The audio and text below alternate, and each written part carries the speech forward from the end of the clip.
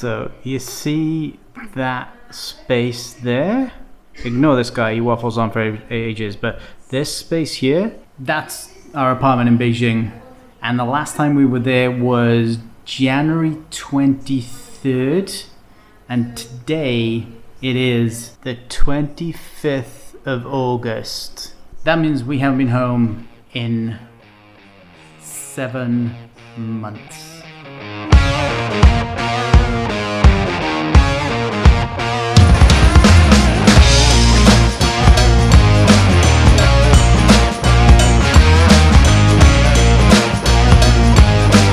So why is this happening? So 2020 is currently going for the worst year on record so far. And I say so far because of that famous philosopher Homer's concept. This is the worst day of my life.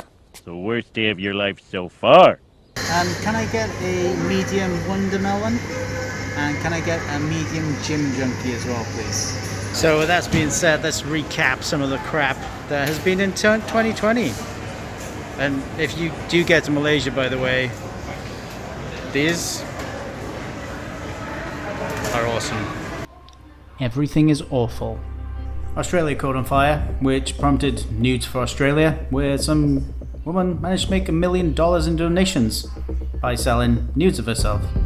The US and Iran almost started World War III because 2020.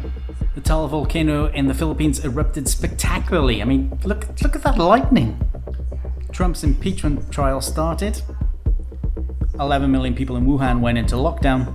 Harry and Meghan stepped down from their royal duties, which is probably not a bad idea considering, you know, there's some alleged claims about his mother's death that are somewhat suspect, and also his uncle has been linked with a certain Harvey Weinstein.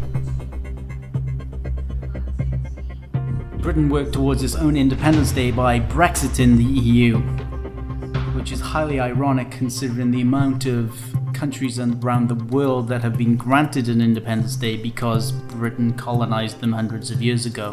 And that was just January, but it doesn't really explain why we're here. To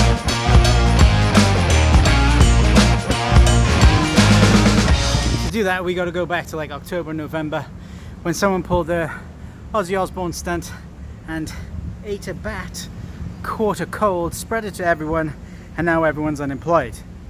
If I sent that back to myself like last year, I think I'd gone crazy. But that's where we're at. So on January 23rd, we headed down to Cambodia to meet up with some really good friends.